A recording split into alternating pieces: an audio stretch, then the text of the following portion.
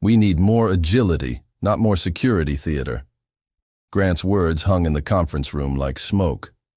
My name is Marcus Liu, 40 years old, lead security architect at Nexora Labs in Seattle, Washington. For 9 years, I'd built and maintained the security infrastructure protecting financial data for over 300 clients. I'd seen 4 CTOs come and go. Grant Phelan was the 5th, and after just 2 weeks, he'd already decided I was the problem. These protocols are outdated. He continued flipping through my quarterly security assessment. We're losing deployment velocity. Our competitors are moving twice as fast. I kept my voice level. Those competitors have also had breaches. Everyone has breaches. Grant waved his hand dismissively. It's about recovery, not prevention. The 6 other team leads nodded along. Nobody wanted to contradict the new boss. Nobody except me. Our clients trust us specifically because we haven't had a breach. I said the financial sector has different requirements than what the places I've worked before. Grant's smile didn't reach his eyes. BlackRock, Citigroup, JP Morgan. I'm familiar with financial security requirements. Marcus. What he didn't understand was that our system wasn't standard. I'd built custom security layers after the board refused to invest in enterprise solutions. Proprietary firewall rules, custom IDs patterns, a homegrown access control system, all documented, but the documentation was sparse because they'd never approved time for proper knowledge transfer. I'd like to walk you through why these particular... We don't have time for that today. Grant closed his laptop. Everyone stretched thin getting the new client portal ready. Let's table the security discussion. After the meeting, Diane from product development caught me in the hallway. You okay? That was rough. I'm fine. I wasn't. Grant's just trying to make his mark, she said. Give him time to settle in. But 3 days later, I found my access to the security logging server restricted. When I asked about it, the help desk said it was a new policy directive from the CTO's office. Security logs were being consolidated into the general IT monitoring system, a system I'd repeatedly flagged as inadequate for detailed forensic analysis. That night, I backed up my documentation and security notes to my personal drive.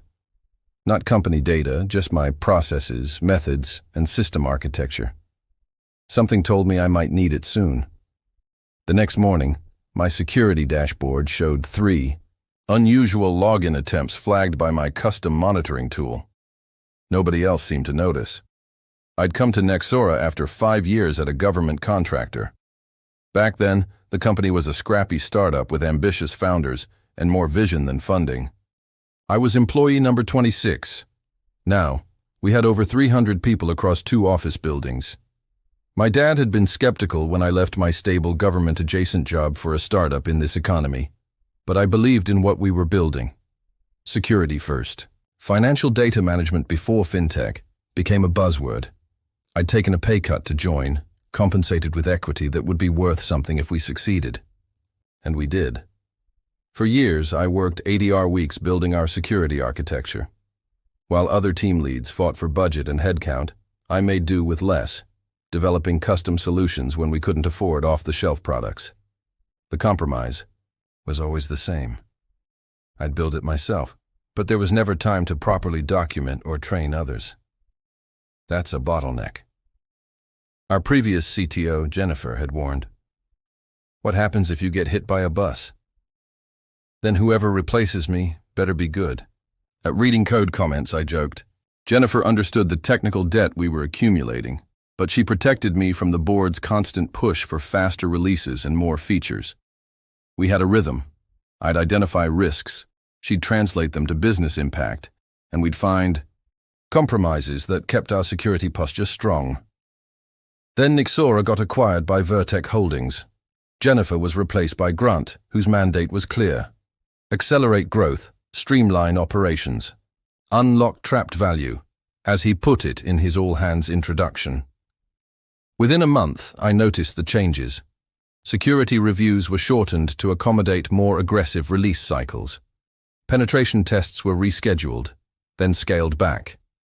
My team's authorization requests for security upgrades were deprioritized, Diane saw it too. Over lunch in the courtyard, she confided, "They're pushing our sprint capacity to the breaking point. QA is getting squeezed to meet deadlines." "What about the compliance requirements?" I asked. "We can't cut corners there." She shrugged. "Grant says we're reinterpreting the requirements." His words, not mine. That evening, my direct report, James, stopped by my desk. "Something weird," he said. "I got questioned about our firewall rule update process. Grant wants to know why changes take so long to implement." "Did you explain the testing requirements?" "Yeah, but he kept asking if there were workarounds we could use for emergency situations." After James left, I sat staring at my monitor. 9 years of careful work, and now they wanted shortcuts. I could feel it all beginning to unravel. The calendar invite came on Thursday morning. Security restructuring discussion. Marcus Lau, Grant Phelan, Conference Room B, 2 p.m. I spent the morning checking my security dashboards one last time. Everything was running as designed. The custom alert system I'd built was monitoring for unusual access patterns. The segmentation between client data repositories was intact. The backup verification tests were all green. At 2 p.m. sharp, I walked into Conference Room B. Grant was already there with Heather from HR. "Marcus, have a seat." His tone was professional, empty. "I'll get straight to the point. We're restructuring the security operation model, transitioning to a more distributed approach." I said nothing. The presence of HR told me everything I needed to know. "Your position as centralized security architect is being eliminated," he continued. "We're embedding security functions within each product team. Who will maintain the core security infrastructure?" I asked. "We're moving to cloud-native tools with third-party management," Grant explained. "More scalable, less dependent on tribal knowledge." Tribal knowledge. My 9 years of building custom solutions to protect client data reduced to an organizational anti-pattern. Heather slid a folder across the table. "This outlines the severance package. 2-month salary, extended health benefits, and accelerated vesting of your equity from the acquisition." I opened the folder, scanned the numbers. Fair, even, generous. This decision had been made well above Grant's level. He was just the messenger. "We'll need your access cards and credentials before you leave today," Grant added. "James will handle any knowledge transfer over the next 2 weeks. You don't need to come in, but be available by phone." "James doesn't know the entire system," I said. "Nobody does except me." Grant's expression hardened slightly. "Everything's documented, Marcus. We've reviewed your wikis and repositories." "Documented, yes, but understanding the documentation required context I'd never had time to provide. The board had repeatedly denied my requests for a proper knowledge transfer project. Move faster. We'll clean it up later, had been the refrain. For years. I understand, I said, closing the folder. I wrote down my passwords on a notepad. Domain admin, VPN, security console, monitoring systems. 9 years of protecting this company's data distilled into 8 credential sets. Grant nodded as I pushed the notepad across the table. I know change is hard, but this is the right direction for the company. I handed over my access card and stood up. I hope you're right. Walking out through the lobby, I passed the wall of framed awards and press mentions. Nexora Labs most secure. Financial data platform 5 years running. My work, my legacy. I didn't feel anger, just a hollow certainty that they'd made a catastrophic mistake. Not firing me. Companies reorganize all the time. The mistake was thinking they understood what they were dismantling. In my car, I turned off my phone and drove to Lake Washington. I sat watching the water for an hour, calculating how long it would take before the first security incident. Not if, but when. 2 days later, my prediction came true faster than even I had anticipated. My personal phone lit up with texts from James. Systems acting weird. Multiple alert triggers. Can you call? I stared at the message. Part of me wanted to ignore it to let Grant discover firsthand what happens when you dismantle security infrastructure you don't understand. But 9 years of professional instinct won out. I called James. Thank God, he answered. We've got unusual traffic patterns on the Eastern Gateway. The monitoring system is flagging it, but nobody knows what to do. What's Grant saying? I asked. He's in meetings with the board all day. The IT team is saying it's probably just a false positive from the automated rule updates. Automated rule updates that I had designed to adapt to emerging threat patterns. If they were triggering alerts, something was wrong. Did anyone check the second-level verification logs? I asked. Silence. The what? I closed my eyes. James, there's a secondary validation system that confirms alert patterns before raising flags. If both systems are triggering, it's not a false positive. Where do I find that? I walked him through accessing the hidden dashboard. The credentials weren't in my handover notes because it was a system I'd built during a weekend hackathon 3 years ago. It had caught 2 potential breaches since then. Oh, James whispered. Both systems are lit up like Christmas trees. You need to isolate the Eastern Gateway immediately, I said. Power down the external connection and fail over to the backup line. I don't have that authorization, James replied. Nobody gave me the admin rights to network hardware. Of course, they hadn't. In their rush to remove me, they'd forgotten to transfer the full scope of my access. You need to get Grant or someone from senior IT, I said. I'll try. Can you come in just to help sort this out? I hesitated. That's not my job anymore, James. Please, Marcus, I don't know what I'm doing here. Part of me wanted to help. The other part knew better. Call Grant. Tell him exactly what I told you. I'll be available if he wants to contact me directly. 3 hours later, Grant called. Marcus. His voice was tight. We're having some security issues. I heard. James seems to think it's serious. Our regular monitoring isn't showing much. That's because the regular monitoring wasn't designed to catch sophisticated intrusions. I'd built a separate system for that. What do you want from me, Grant? He cleared his throat. We could use your insight. Maybe a phone consultation. You want me to consult on the security system you just decided wasn't necessary? No one said security wasn't necessary, he replied. Sharply, we're restructuring how it's managed. How's that working out so far? The line went quiet for a moment. We're prepared to pay your contractor rate for assistance. I smiled grimly.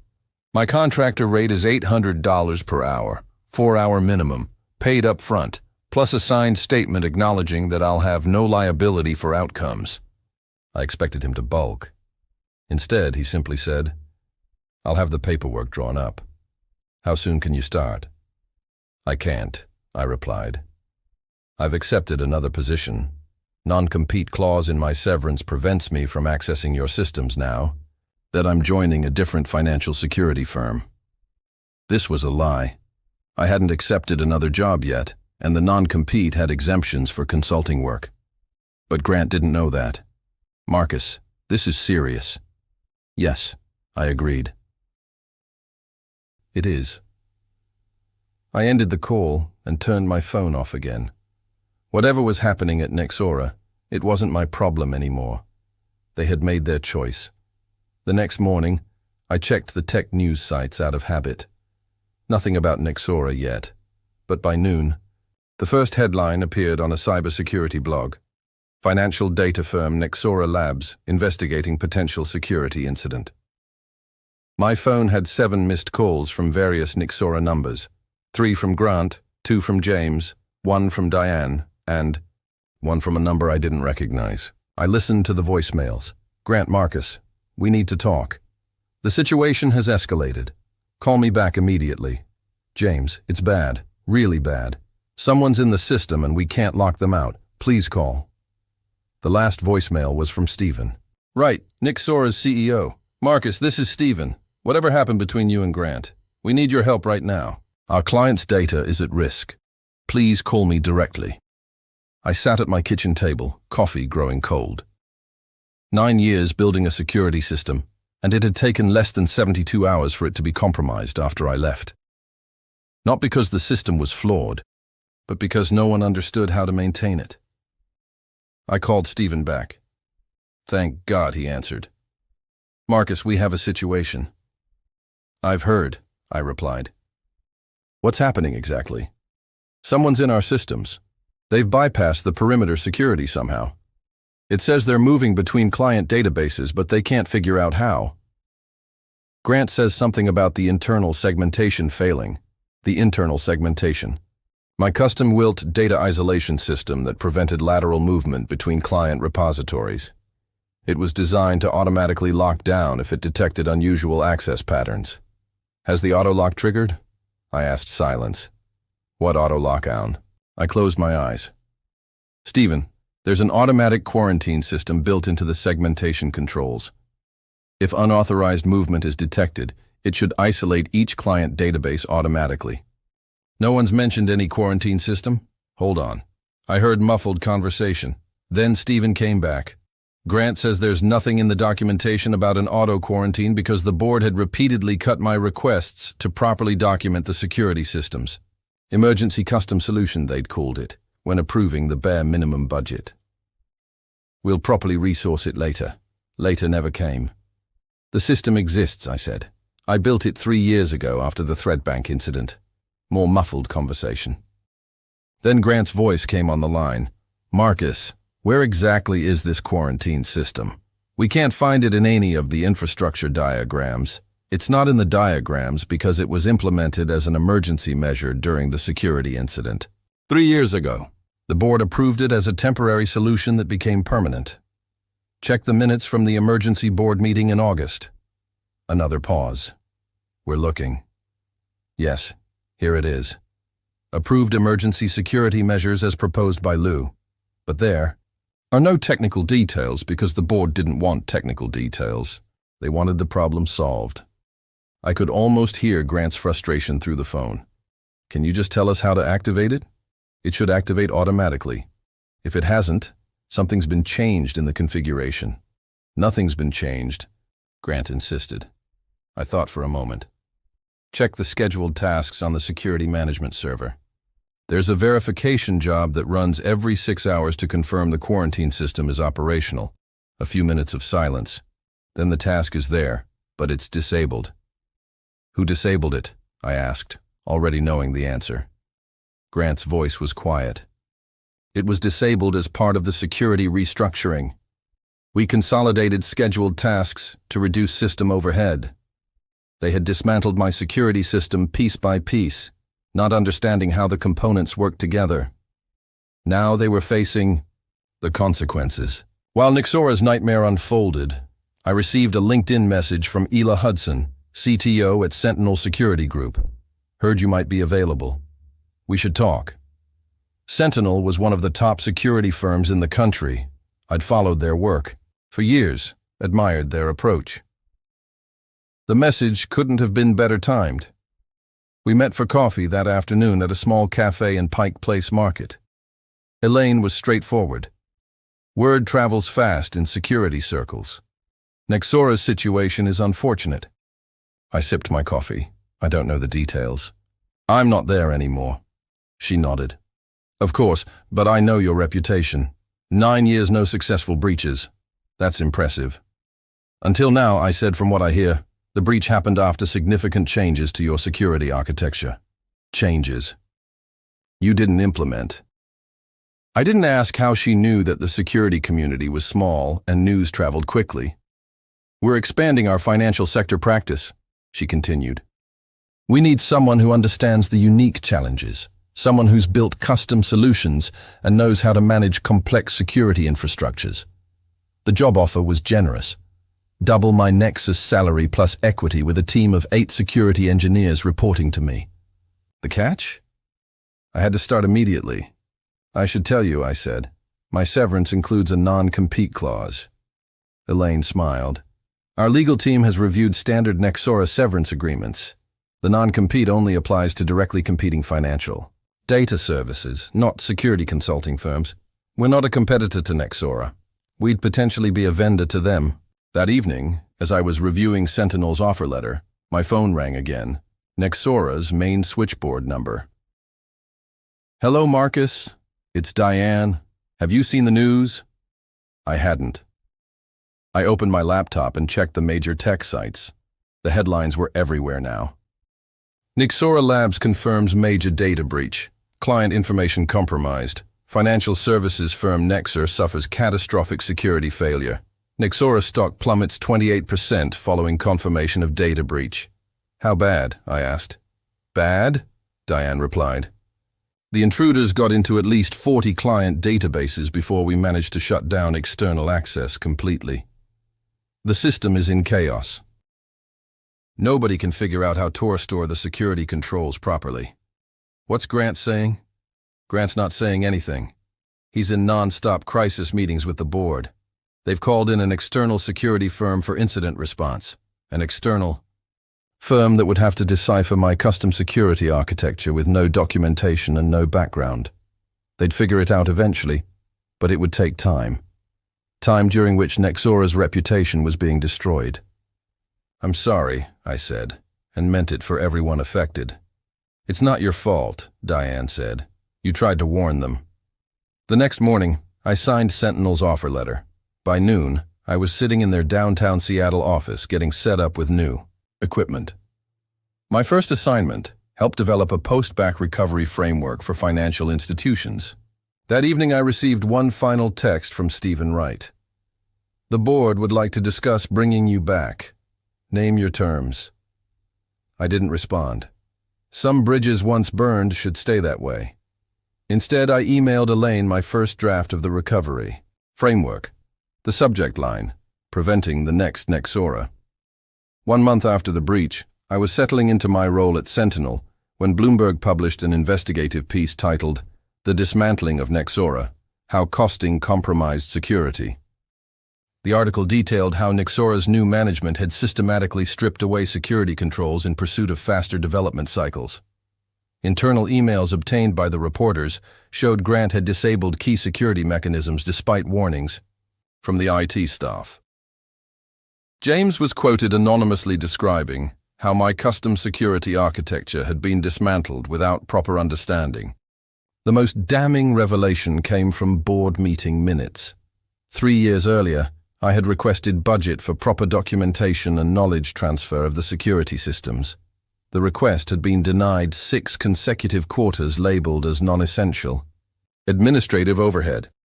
That same day, 3 of Nexor's largest clients publicly announced they were terminating their contracts. Their press releases cited irreconcilable concerns about data security practices and loss of trust in Nexora's security governance. I didn't need to watch the stock price to know what was happening. LinkedIn told the story as Nexora employees began updating their profiles on mass signaling the exodus. Grant Phelan updated his profile too. Strategic Technology Advisor. It now read, "No company listed." His tenure at Nexora had lasted less than 3 months. At Sentinel, we received inquiries from several former Nexora clients looking for security advisory services. During own call, a client's CIO asked if I had been involved in Nexora's security architecture. "Yes," I answered simply. "We thought so," he replied. "That's why we're calling you first. I took no pleasure in Nexora's downfall. A company I'd helped build was crumbling and hundreds of good people would lose their jobs. But I felt a quiet vindication. Security wasn't just overhead to be cut. It was foundational." 6 months later, Sentinel had grown its financial security practice dramatically.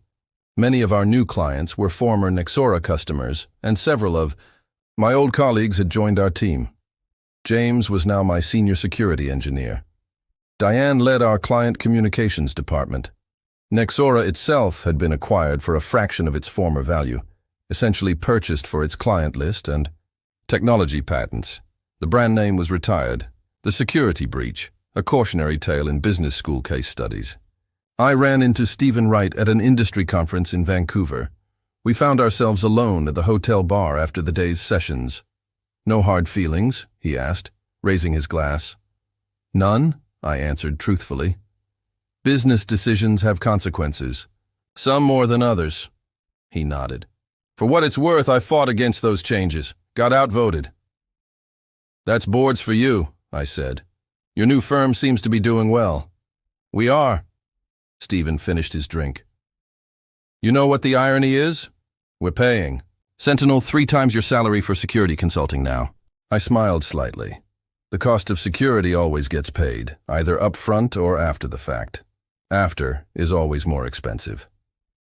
As he left, Stephen paused. Grant landed at Verdun, pushing the same move-fast philosophy. Good luck to them, I said. Back in Seattle, I walked into Sentinel's offices on Monday morning to find Elaine waiting with news. Verifin had suffered a security incident over the weekend. Their CISO was requesting emergency assistance. Want to take the lead on this one? She asked. I shook my head. Send the junior team. They need the experience. That afternoon I finalized our new client onboarding documentation. Clear, comprehensive, meticulously detailed. The section title, Understanding the Full Security Architecture, the Foundation of Trust. My father had been right about one thing. Job security isn't about where you work. It's about being the person who knows how to prevent disasters that others don't even see coming.